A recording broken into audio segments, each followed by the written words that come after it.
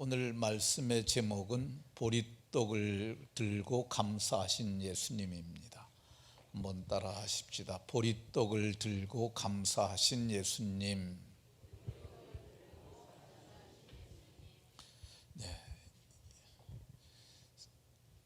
옆 사람과 눈으로 인사하면서 마음속으로 이렇게 복을 빌어 주십시오. 예수님처럼 어떤 상황에서도 감사하는 사람이 됩시다.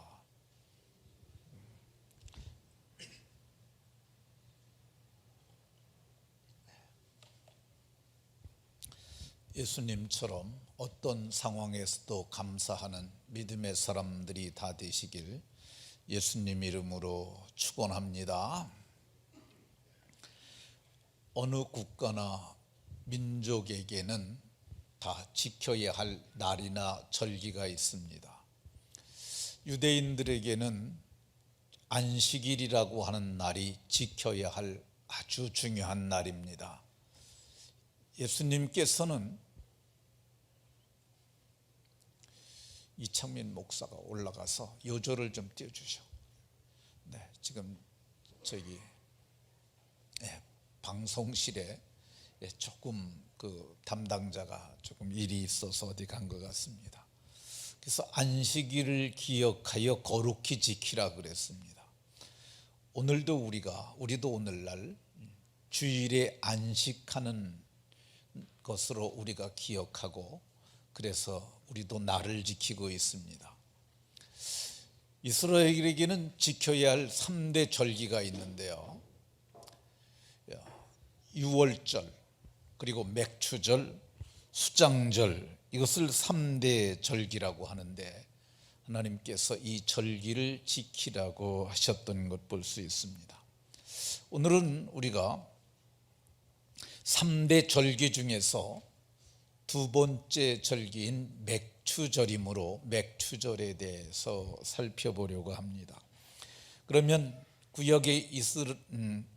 구약의 맥추절은 어떤 사람들이 지켰던 절기일까?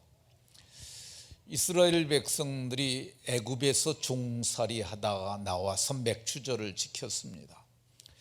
애굽에서 바로가 그들은 노예였으니까 자산이죠. 그래서 저들이 스스로 나올 수가 없었어요. 그래서 하나님께서 저들에게 문설주와 인방에 양의 피를 바르라고 말씀하셨어요. 이 설주는 이쪽에 있는 양쪽에 있는 기둥이 설주고요, 위에 지나가는 걸 인방이라고 그러는데 양을 잡고 멱을 따고 피를 양푼에 받아서 이 설주와 인방에 피를 발랐어요. 그날 밤에 여호와의 사자가 피 바른 집은 그냥 넘어갔고요, 피가 없는 집들은 초태생을 죽였어요. 그래서 이 양의 피를 바르고 이스라엘 백성들은 애굽에서 구원을 받았어요. 이스라엘 백성들은 그래서 이 구원받은 백성이기 때문에 맥추절을 지켰어요. 그러면 우리는 애굽에 산 적도 없고 나온 적도 없고 피를 바른 적도 없고 지금은 농사 짓는 때도 아니니까, 보리 농사 짓지도 아니하니까 우리가 맥추절을 지킬 필요가 없지 아니할까 생각하는 사람들이 꽤 많습니다. 그러나 그렇지가 않습니다. 이스라엘 백성들이 애굽에서 구원받았던 것처럼 우리는 세상에서 구원을 받았어요. 저들은 문설주와 인방의 피를 바르고 양의 피를 바르고 구원을 받았는데 우리는 피뿌림을 얻기 위하여 택함을 받았고, 그리고 우리는 마음의 뿌림을 받았는데 그 피가 어떤 피냐? 히브리서 마음의 뿌림을 받았는데 그 다음 요절 마음의 피뿌림을 받았는데 그 피가 어떤 피냐? 하나님의 아들 예수 그리스도의 피예요. 그 피로 우리가 영원한 속죄를 이루신 그 다음 요절, 이 영원한 속죄를 이루신 그 피로 말미암아 우리가 속량을 받았어요. 그러니까 우리가 맥추절 지켜야 하는 줄로 깨달으시기 바랍니다. 이 맥추절은 어떤 사람들이 지키는 절기냐? 이 홍해 바다를 건넜던 이스라엘이 지키는 절기였어요. 이 애굽의 장자들이 죽은 후에 이스라엘 백성들은 애굽을 떠나게 됩니다. 근데 이 바로의 마음이 변했어요. 이스라엘이 금은 폐물을 가지고 저들이 모두 애굽을 떠나서 가고 있다고 그러니까 갑자기 특별병거가 어떤 거냐면요, 오늘날로 얘기하면 탱크 부대예요. 배너라고 하는 영화 때 유다 배너가 타고 달렸던 그 사두마차인가요? 네 마리 말이 끄는 거죠. 근데 사두마차에 옆에 이게 창날이 달려갖고 그것이 돌아가는 게 그게 대전차예요. 근데 그 전차 부대 600대를 출격을 시키고, 그리고 모든 애굽에 있는 전차 부대를 다 출격을 시켰어요. 그러니까 그 수가 얼마인지 알 수 없을 정도죠. 그래서 이스라엘을 추격을 했는데 모세는 앞에는 홍해바다, 뒤에는 애굽의 군대를 두고 있었어요. 절박하지 않습니까? 하나님 앞에 기도했더니 지팡이를 바다를 향하여 가리키라고 그랬어요. 그랬더니 밤새도록 동풍이 불어와가지고 바다가 갈라지고 마른 땅이 되니까 이스라엘이 그 땅을 육지처럼 건너갔어요. 근데 바로가 그걸 보고 도망가는 노예를 잡으라고 저들이 다 뛰어들었어요. 그러니까 이스라엘 백성들은 바다를 건너갔는데 애굽의 군대가 그 바다 가운데 있을 때 물이 덮쳐서 애굽은 심판을 받았고 이스라엘은 구원을 받았어요. 하나님께서 구원받은 이 이스라엘에게 맥추절 지키라고 그러셨어요. 그러면 우리는 홍해를 건넌 적도 없고 만난 적도 없고 지금은 농사 짓는 때도 아닌데 우리가 맥추절 지키지 않아도 되지 않겠느냐, 이렇게 생각하는 사람들이 꽤 많습니다. 그러나 그렇지 않습니다. 우리가 애굽을 떠나서 이스라엘이 홍해 바다를 건넜던 것처럼 우리도 사실은 그러한 경험을 한 사람들입니다. 이 고린도전서 10장에서 바울 사도는 이스라엘 백성들이 홍해 바다를 건넌 사건을 모세에게 속하여 다 구름과 바다에서 세례받은 사건이라고 이렇게 말을 해요.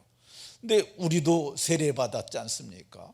세례를 바울 사도는 로마서 6장에서 그리스도와 합하여 세례를 받은 자들은 그리스도와 함께 죽고 그리스도와 함께 다시 산 것이라고 얘기를 해요. 그의 죽으심과 합하여 세례를 받음으로 우리가 그와 함께 죽었고 그리고 다시 살아 그리스도의 부활과 같이 연합하여 다시 살아나게 되었다고 이렇게 말씀하고 있습니다. 그러니까 저와 여러분들이 이스라엘은 모세에게 속하여 구름과 바다에서 세례를 받았던 것처럼 우리도 세례 받았으니 지켜야 할 줄로 믿으시기 바랍니다. 왜 맥추절을 지켜야 하느냐? 지금은 보리 농사도 짓지 않는데 왜 지켜야 하느냐고 이렇게 얘기하는 사람들 많아요. 그런데 이 맥추절이 보리와 너무 연관질 필요가 사실은 없어요. 왜 그러냐면 이 맥추절에는 두 가지의 큰 사건이 있었는데 하나는 맥추절의 말씀을 받았기 때문에 지키는 거예요. 이스라엘 백성들이 정월 14일에 유월절을 지킵니다. 그리고 정월 15일 그걸 무교절이 시작되는 절기인데 라함세스에서 그들이 떠나서 나옵니다. 그리고 그 다음 날이 초실절, 흔들어서 하나님 앞에 요제로 드리는 제사를 지내고 나서 7주를 지나게 되면은 그걸 77절이라고 얘기를 하고, 그 무교절부터 유월절 다음 날부터 계수를 하면 50일이 됩니다. 그래서 그걸 오순절이라고도 이렇게 부릅니다. 성경을 보면은 이 출애굽기 19장 1절에 15일에 출발해서 3개월이 되던 날 이렇게 했는데, 이게 번역이 불분명하게 번역을 했어요. 이걸 좀 잘했으면 좋겠다는 생각이 드는데, 이 새번역 성경과 현대인의 성경은 정확하게 3월 초하루, 셋째 달 초하루라고, 현대인의 성경은 3월 1일이라고 명백하게 얘기를 해요. 그러면 정월 15일부터 31일까지 타게 되면 그게 17일이에요. 그리고 그 다음 달 한 달, 2월 달 한 달 30일을 하게 되면 47일. 그리고 시내산에 47일 만에 일어났는데 하나님이 3일을 기다리라고 얘기를 해요. 그래서 50일째 되던 날 저들이 말씀을 받습니다. 그러니까 말씀을 오순절에 받은 거야.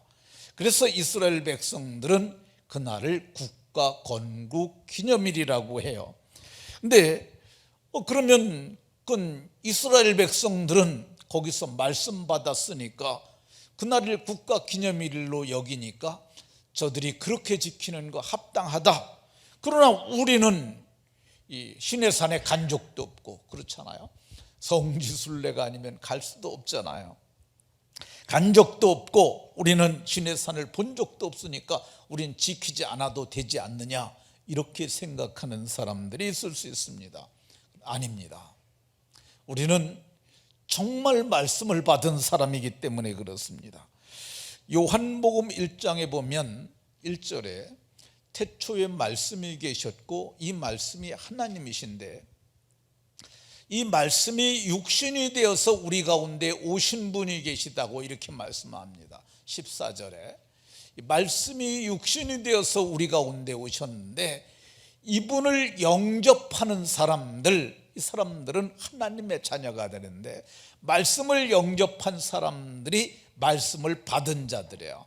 성경은 말하기를 이 고린도후서 13장에 예수 그리스도께서 너희 안에 계신 줄을 너희가 알지 못하느냐, 이렇게 말해요. 예수 그리스도께서 너희 안에 계신 걸 네가 알지 못하느냐, 이 말은 분명히 너희 안에 계시다는 말이죠. 근데 우리는 예수를 말씀으로 받은 사람들이에요. 그러니까 말씀을 받은 우리가 맥추절 지켜야 하는 줄로 깨달으시기 바랍니다. 맥추절 어떤 사람들이 지키냐?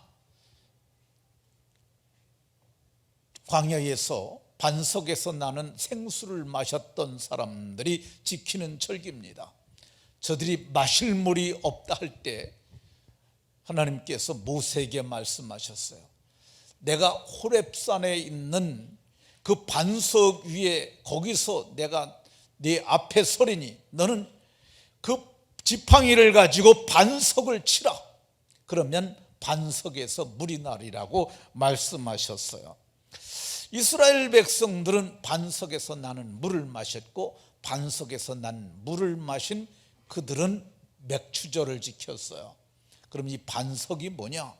성경은 반석은 곧 그리스도라고 얘기를 하고 있어요. 반석은 곧 그리스도인데 이 반석에서 나는 생수를 마신 그들을 향하여 저를 따르는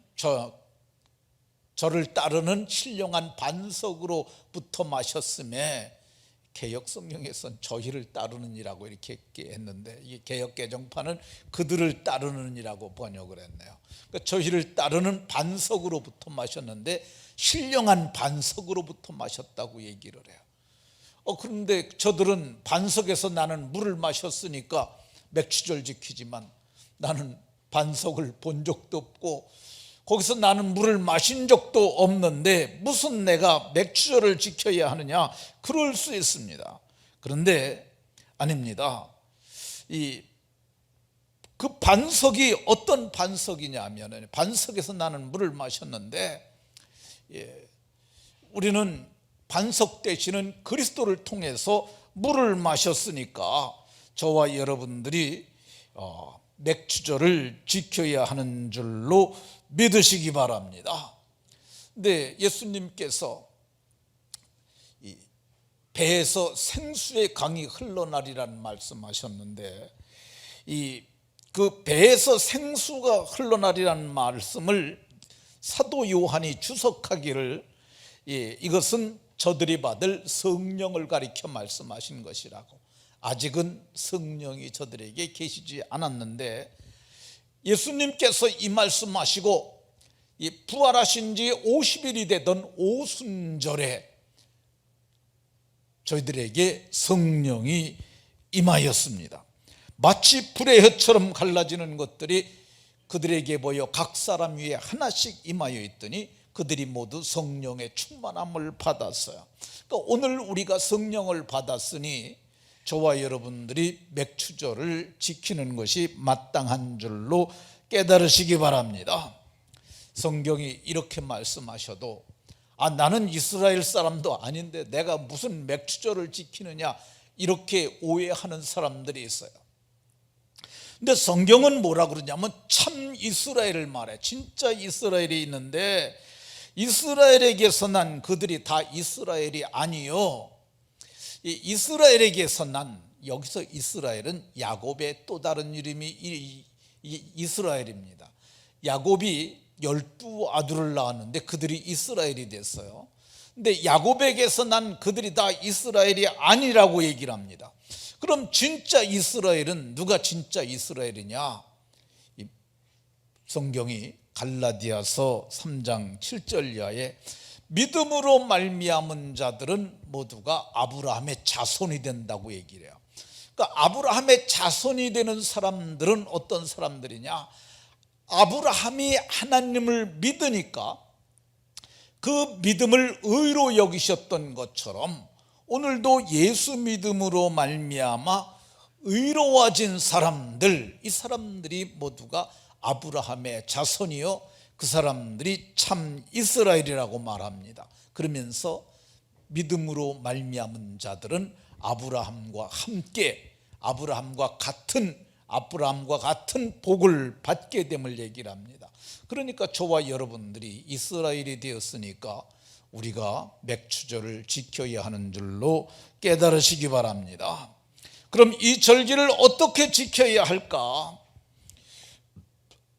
이 절기를 본문에 보게 되면 예수님께서 감사함으로 하셨던 것을 볼 수가 있습니다.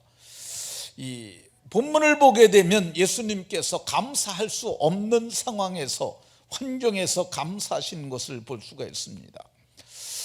예수님께서 어떻게 감사하셨습니까? 보리떡을 들고도 감사하셨던 것을 봅니다. 예수님께서 가실 때마다 사람들의 무리가 아주 많이 모였습니다. 예수님이 수많은 병자를 고치셨으니까 그 소문을 듣고 병자들이 많이 왔어요. 근데 병자들 혼자 못 오잖아요. 병자들의 보호자들이 또 왔을 겁니다. 또 예수님께서 병을 고치고 귀신을 쫓아낸다는 얘기를 듣고 구경하러 온 사람들도 꽤 많이 있었을 것입니다. 또 이스라엘은 말라기 선지자 이후에 400년 동안 큰 선지자가 없었어요. 근데 지금 예수라고 하는 분이 오셨는데 그분을 하나님의 그리스도라고 수많은 사람들이 얘기하고 있고 다윗의 자손이라고 얘기하고 있다는 얘기를 듣고 정말 하나님이 보내신 그분이 맞는가 확인하러 온 사람들도 있었을 거야. 뿐만 아니라 말씀을 사모해서 온 사람들도 많이 있었을 거야. 오늘 성경에 보게 되면 이 떡을 먹은 사람들이 어른들만 5,000명 정도 됐다고 그러니까 정말 인산인해를 이뤘던 것 같습니다. 근데 그렇게 많은 무리가 모였는데 다른 복음서에 보게 되면 이곳이 광야고 이곳이 때가 저물어 갈 때쯤 됐다고 얘기를 합니다. 그러니까 예수님께서 큰 무리를 보시고 빌립에게 말했습니다. 우리가 어디서 떡을 사서 이 사람들을 먹이겠느냐, 이렇게 물었습니다. 그랬더니 빌립이 사람 수 어림잡아서 계산하고서 저들을 다 먹이려면 200데나리온의 떡이 부족할 것이라고. 이 200데나리온이면 한 사람 하루 일당이, 노동자 일당이 한 데나리온 정도 했다고 그럽니다. 근데 지금 노동 현장에서 일하는 분들이 인건비가 얼마 정도 되냐면요, 제가 노진영 장로님에게 최근에 물어봤는데, 용역에서 보내주는 사람들이 13만 원, 그리고 밥도 먹여야 되니까 14만 원, 뭐 또 좀 잘하면 15만 원. 그러니까 잡부를 얘기하는 겁니다. 뒷일, 기능공 말고. 기능공은 22만 원 정도 보통 그렇게 해줘야 된다니까. 그러니까 15만 원씩만 쳐도 200데나리온이면 3천만 원 정도 되는 것이죠. 그러니까 떡을 살 데도 없었고 그만한 돈도 갖고 있지 않았을지도 모릅니다. 근데 그 얘기를 듣고 있던 안드레가 말했어요. 한 아이가 있긴 있는데, 가지고 있는 게 있는데 보리떡 5개와 물고기 2마리를 가지고 있다고 얘기를 했어요. 보리떡 5개, 아마도 작은 것으로 추정이 됩니다. 아이가 한 번 먹을 수 있을 분량 정도로 예상되는 그걸 가지고 있다고. 그러니까 예수님께서 잔디가 많은데 50명씩 앉게 했어요. 그러니까 50명씩 100군데 앉힌 거죠.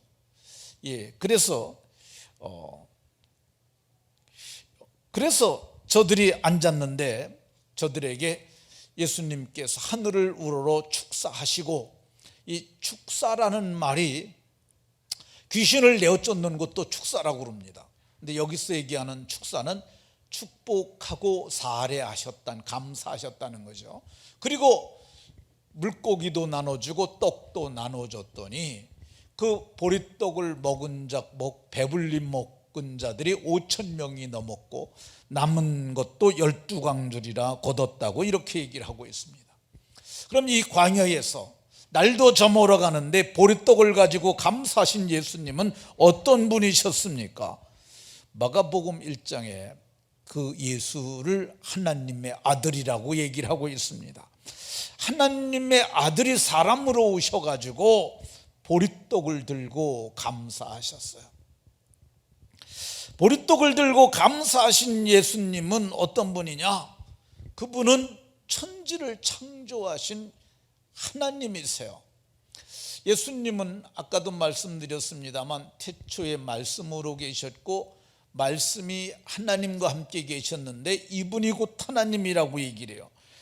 말씀이 육신이 되어서 사람의 몸을 입고 우리 가운데 오셨는데 만물이 그로 말미암아 지은 바 되었으되, 만물을 지으신 이가 예수님이라고 말해요. 이 만물은 땅만을 얘기를 하는 것이 아니라 하늘과 땅을 다 얘기를 하는 거야. 하늘에 있는 별의 숫자가 얼마나 되는지 알지 못한다고 그래요.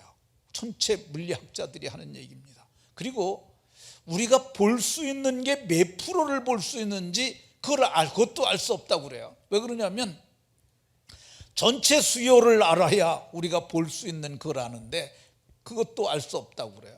어마어마하시고 가히 인간으로 측량할 수 없는 그분께서 오셔서 물고기 2마리와 보리떡 5개를 들고도 감사하셨으니 우리가 어떤 상황에서도 감사함이 마땅한 줄로 깨달으시기 바랍니다.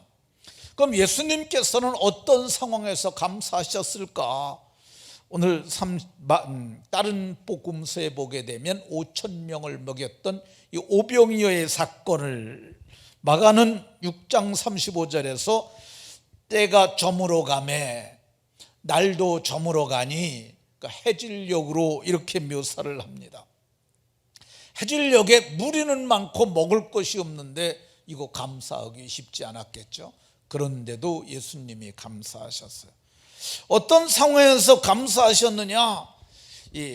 이곳은 빈들이라고 마가는 얘기를 합니다. 오병이의 사건이 일어난 곳을 빈들이라고 그래요. 들판, 먹을 것 하나도 없는 곳이죠. 그러니까 사람은 많고 먹을 것은 없는데 그 빈들에서도 예수님께서는 감사하셨다고 말씀합니다. 예수님께서 어떤 상황에서 감사하셨을까? 오늘 마가는 6장 34절에서 큰 무리를 보시고 그러니까 그들의 수요가 아이들을 빼고도 5천 명이나 됐으니 참으로 큰 무리 아니겠습니까? 그럼에도 불구하고 먹을 것은 없는데 감사하셨어요. 어떤 상황에서 감사하셨느냐? 돈이 있다 한들 떡을 살 수 없는 상황임에도 불구하고 감사하셨어요. 이게 예수님께서 빌립에게 어디서 떡을 사서 이 사람들을 먹이겠느냐 이렇게 말씀하시잖아요. 근데 이 빌립은 200데나리온이라고 이렇게 말했어요. 근데 이 떡을 당시에 그렇게 많이 만들어서 팔 만한 곳이 없었어요. 우리가 이번에 그 맥추절이라 제가 당회에서 제안을 했어요. 교회 못 나오시는 분들은 맥추절이니도 모르니까 보리떡이라도 우리가 많이 만들어서 나눠드리자 그랬는데 매년 한 가마 이상씩 떡을 하는데 떡방앗간에서 만들어 오는 거는 개인적으로 요만한 거 하나씩 주기도 버거울 정도로 그렇게 해와요. 그래서 제가 이거를 이제 어떻게 하면 더 많은 것을 나눠드릴 수 있고 그리고 대량으로 맛있게 할 수 있을까 생각을 하다가 제가 인터넷을 검색을 해봤더니 부산에 보리빵 공장이 있더라고요. 이게 거기서 온 거야. 그래서 했는데 이거 우리가 2,400개를 주문을 했어요. 근데 2,400개 주문했는데 4일 전에 했어요. 근데 어제 만든 떡을 어제 저녁에 그분들이 차로 다 여기까지 실어다 줬어요. 그래서 개인별로 어른들은 4개씩 드리려고 생각하고 있고 또 안 오는 분들도 우리가 오늘 3시까지는 다 논아드리려고 그래요. 근데 왜 그러냐면 이게 제가 샘플로 온 걸 책상 위에다 놔뒀는데 3일이 지나니까 여기 곰팡이 나더라고요. 그러니까 이게 방부제가 들어가지 아니한 그냥 빵이라는 거죠. 근데 먹어보면 굉장히 맛있어요. 근데 5천 명에게 주려면은 2만 개 정도는 있어야 되지 않습니까? 근데 2만 개를 하려고 막 가정을 해보세요. 한 달 전에, 옛날 같은 경우 한 달 전에 주문을 해도 이거 불가능할 것입니다. 근데 감사할 수 없는 상황에서 예수님께서 감사하셨어요. 어떤 상황에서 감사하셨느냐? 무리는 많고 가진 것은 보리떡 5개와 물고기 2마리밖에 없는데 감사할 수 없는 상황에서 정말 감사했어요. 보리떡을 들고 하나님의 아들이 감사했더니 어떤 일이 일어났습니까? 오늘 성경을 보니까 이 축사하신 위에 앉아있는 자들에게 나눠주시고 물고기도 그렇게 그들이 원대로 주셨다고 얘기를 하고 있습니다. 그러니까 이 감사했더니 5천 명이나 되는 사람들이 다 먹을 수 있도록 하나님께서 복 주셨던 것을 볼 수가 있습니다. 감사했더니 기적이 일어나는 거야. 한 사람이 먹을 수 있는 것을 가지고 5천 명이나 더 되는 사람들이 먹을 수 있었어요. 감사했더니 어떤 일이 일어났느냐? 남은 조각이 12바구니에 차도록 그렇게 거뒀던 것을 볼 수가 있습니다. 감사하면 기적이 일어나는 줄로 믿으시기 바랍니다. 예수님께서는 이렇게 감사할 수 없는 상황에서 감사함으로 기적을 행하신 이유가 뭐겠습니까? 그는 예수님께서 저들에게 원망하지 말고 살라고, 불평하지 말고 살라고, 미워하지 말고 살라는 하나님의 뜻이 있다고 봅니다. 성경을 보게 되면 이 원망한 사람들이 많이 있어요. 이스라엘 백성들이 애굽에서 나올 때 물이 없다고 원망했어요. 목말로 죽겠다고, 애들도 죽겠고 짐승도 다 죽겠다고 원망했어요. 근데 원망이 하나님께서 그 원망을 기뻐하지 않으셨어요. 저들이 광야길을 가면서 먹을 것이 없다고 원망했어요. 하나님이 하늘의 문을 여시고 그리고 하늘에서 만나를 내려 주셔서 저들을 먹이셨지만 원망하는 저들을 하나님이 기뻐하지 않으셨어요. 약속의 땅을 보여줬는데, 약속의 땅에서 가져온 산물을 보여줬는데, 그것을 보고 그 땅이 젖과 꿀이 흐르는 땅이지만은, 젖과 꿀이 흐르는 땅이지만은 그 땅에는 거인 안악의 자손들이 살고 있다니까, 그건 그림의 떡과 같은 땅이니까 우리는 그 땅에 못 들어갈 거라고 저들이 원망했어요. 근데 성경을 보면 하나님께서 이 원망하는 소리를 들었다고 민수기 14장 27절에 그렇게 말씀합니다. 나를 향하여 원망하는 바, 그 원망하는 말을 내가 들었다고 얘기를 하고, 하나님께서 말씀하시길 내 귀에 들린 대로 내가 너희에게 그대로 갚아주겠다고 말씀합니다. 그래서 하루를 40일로 갚아주셨고, 아니 죄송합니다, 그 하루를 1년으로 환산해서 저들이 광야에서 40년 동안 유리하게 하셨고, 원망했던 그들 모두가 광야에 엎드러져서 모두가 죽고 말았습니다. 한 사람도 그들은 약속한 땅에 갈렙과 여호수아에는 들어가지 못했습니다. 성경은 이 어떤 사람들이 원망하다가 멸망시키는 자에게 멸망했으니까 너희는 원망하지 말라고 이렇게 말합니다. 그러니까 원망하는 대신 우리가 뭐 해야 되겠어요? 예수님처럼 감사해야 하는 줄로 믿으시기 바랍니다. 미국의 듀크 대학이라는 대학에서 연구를 했는데, 날마다 감사하는 사람은 그렇지 않은 사람들보다 7년을 타서 더 살 수 있다는 통계가 나왔다고 합니다. 보약보다 더 효능을 가진 게 감사의 말이라고 합니다. 우리가 1분간 웃고 감사하면 우리 신체에 24시간 면역 체계가 생기고, 우리가 1분간 화를 내면은 6시간 동안 면역 체계가 붕괴된다고 합니다. 그러니까 이게 우리 몸은 기뻐하며 감사하며 살도록 지음받았으니까 그리해야 하는 줄로 믿으시기 바랍니다. 그러니까 어떤 상황에서도 싸우지 말고, 어떤 상황에서도 미워하지 말고 그렇게 살라고 오늘 예수님께서 감사의 본을 보여주셨어요. 예수님께서 이렇게 감사할 수 없는 상황에서도 감사함의 모습을 보여주신 것은 세 가지 하라는 의미로 저는 이해를 합니다. 바울 사도가 이걸 정리했는데, 항상 기뻐하라, 쉬지 말고 기도하라, 범사에 감사하라. 그러니까 범사에 감사하라는 그런 말씀, 그렇게 살라고 오늘 본을 보여주셨다고 생각합니다. 제가 한 사람 예를 들어서 얘기를 하겠습니다. 이 사람은 믿지 않는 사람 같아요. 인터넷에서 포온 글인데 최경이라고 하는 여자입니다. 이 여자는 26살에 시집을 갔습니다. 시집 가기 전에는 동화 연구 전문단체인 색동 어머니에서 일하던 꽤 괜찮은 여성이었어요. 근데 이 여자가 시집을 갔는데 그 시집에는 시어머니도 있고 시동생도 있었어요. 요즘 시어머니, 시동생 있는 집에가 잘 안 살잖아요. 근데 시어머니도 있고 시동생도 있었어요. 첫 아기를 가졌는데 아기가 눈이 장애를 가진 아이로 태어났어요. 얼마나 속상해요. 근데 남편이 거기다 실직을 합니다. 남편이 백수가 됐어요. 정말 많이 힘들었던 것 같아요. 얼마나 힘들었던지 머리에 원형 탈모가 생겨서 치료를 받아야 할 정도였다고 합니다.